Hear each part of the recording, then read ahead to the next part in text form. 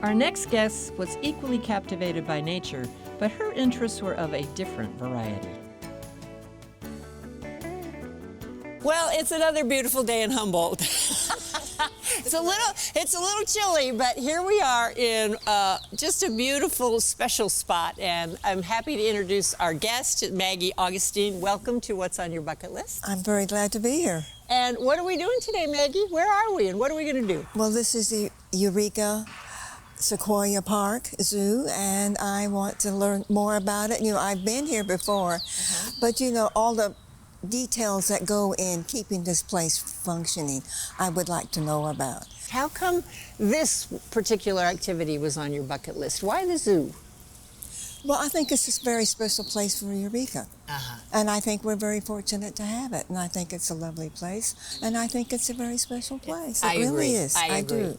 You're a retired pathologist, is that correct? Yes, that's right. How do you think that's serving you as we age, having this kind of curiosity? Well, I think it keeps us younger, I think.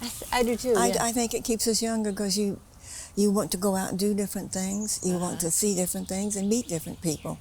And I think it just sort of helps you sort of age, you know. I do too. It makes it easier, I think, for you.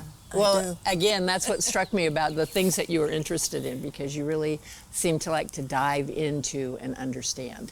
Well, I do.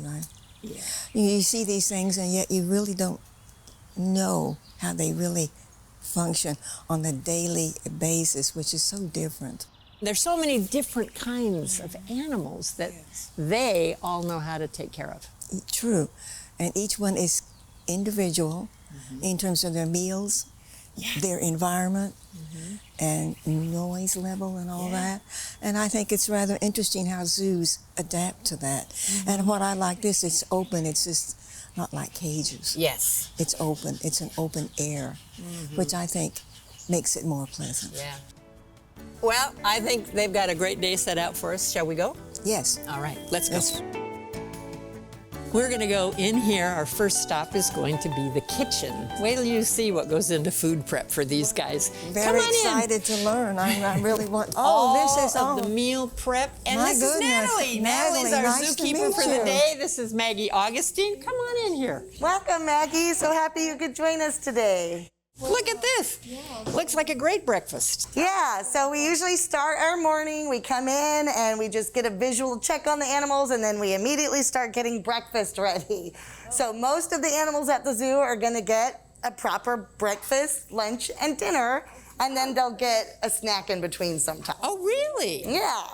You've got this set up now for the other animals. You get this done, then you go out and feed that animal, and then you come back and prepare for someone else? Or do you prepare everything all at once and then go out to the animals? Yeah, so we have found that for time management, it works best to do all your prep.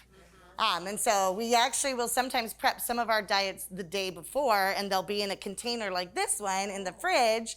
And then when we're ready the next day to feed them, we'll kind of take what we need. Like, this is breakfast, but they'll get all of this food by the end of the day.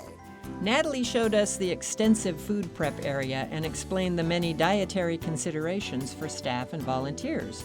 We also checked out the huge freezer for food storage. Natalie ended our kitchen tour by explaining how they try to mimic nature whenever they can by using creative ways to hide food, including a duck decoy, which happens to be a bush dog favorite. Our dogs actually do swim, and they don't like when ducks are on the pond. And so they'll get in the water, swim a little bit, and just pull us out onto the shore. Well, Natalie, I think we should go feed some animals. What do you think? Sure, Let's go. We'll follow you.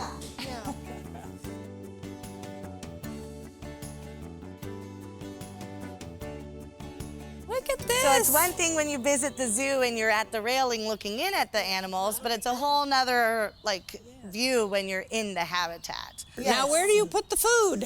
So we like to kind of scatter it around to make them forage and move around. And then we kind of, a lot of times when we're feeding for the dogs, of course, but we're also feeding for visitors. Sure. So I like to stick it up on the rocks or in the trees so that when we go on the outside, we can watch them move around.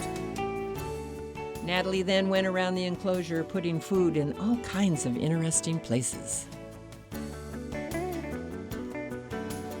So So now we can step out and let the dogs out. Oh, here they are. Here they come. There they come. Oh, they sense and they smell. Oh, there they go. Is he gonna get it? Up, You got one? Yeah. There Good you dog. go. Yeah. Well, where did you get your bush dogs? Did you get it from a zoo? Yeah, so we got our male from Palm Beach, Florida. We brought the female, the darker one, in all the way from France. Oh, look at that. Ah, Oh, making her work hard here. Boy, she's earning. Yes. She's earned. Well, she got it out. She did, just like you said. Well, I think this is great, but we've kept the otters waiting. Is it time to go feed the otters? Next, we went over to the award-winning otter enclosure. Oh, here they come. Oh, look at them. Oh, aren't they? Oh, there's 1, 2, 3. 3 of them. All right. Look at them. 1, 2, 3. Oh, aren't they? Hi, guys. Yeah. Yeah, so again, most of the animals know what time it is, right?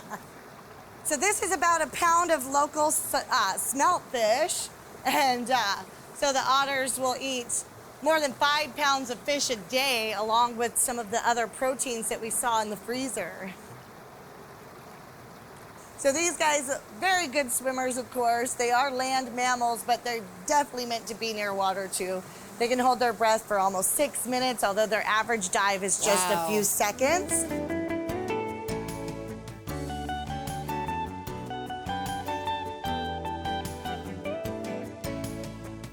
Well, thank you. This is great. Oh, they're delightful. Now, I think we're going to go meet an owl. Yeah, let's go meet Winky, our northern spotted owl. Okay, sounds good.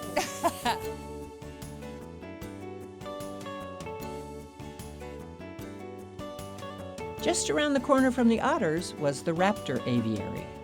A lot of the training that we do for our animals first is husbandry behaviors. We train them to slow down when the vet comes, right? So we just saw how fast the otters swim.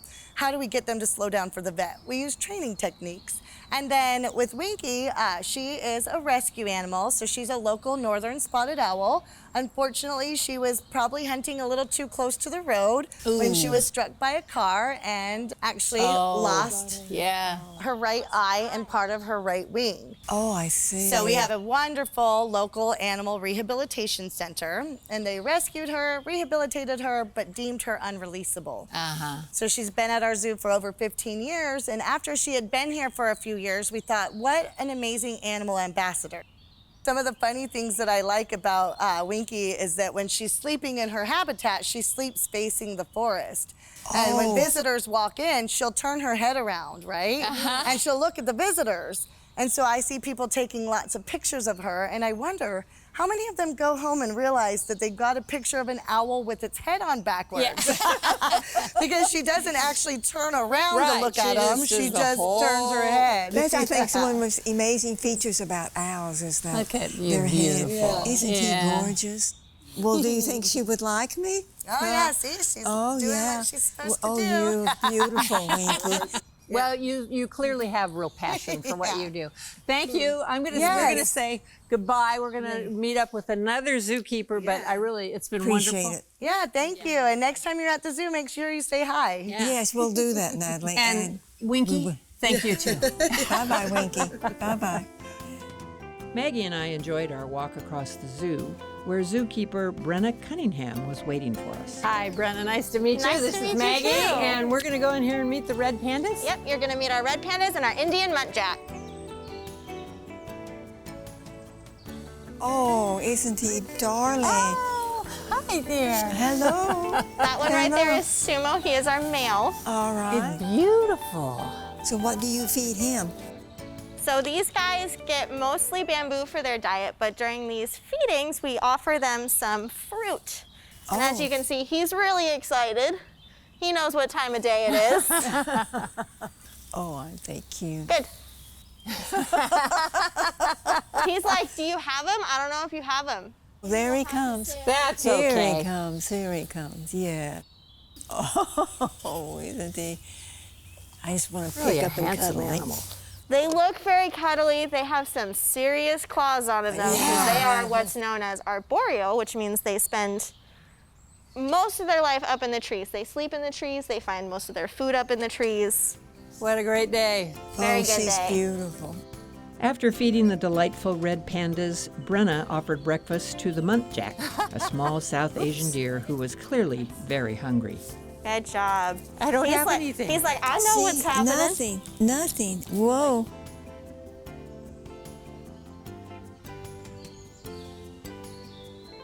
Well, thank you, Brenna. This You're is so fun to welcome. be Oh, it was inside great. with him. It Really was really appreciate it. delightful. You're welcome. I'm glad to meet you and the animals too. They were marvelous. They really were. Well, Maggie, we've checked it off your bucket list. We have finished our tour of the wonderful Sequoia Park Zoo. What do you think? Oh, I enjoyed it thoroughly. I really did. It was so nice to see different details of what it takes to have a zoo, what they have to do, and how well they do it, and how the animals are beautiful. I just love seeing everyone that we saw, and I think it's an absolute delight, and I just thankful that Eureka has the Sequoia Park Zoo. I really am. I'm very pleased. I agree. What would you say to other people our age that have a bucket list, but they just haven't got around to checking something off? Here you took a little risk, you submitted your application. Worthwhile? Very much. I'm glad I did it. You know, it was an opportunity you gave me, and I thought I'll just put it in there and see if I can get it. Good. Well, and I'm glad very you- pleased I did. Hey, what's on your bucket list? We're gonna make you a star. You can watch this and other episodes at keat.org. Now, what's on your bucket list?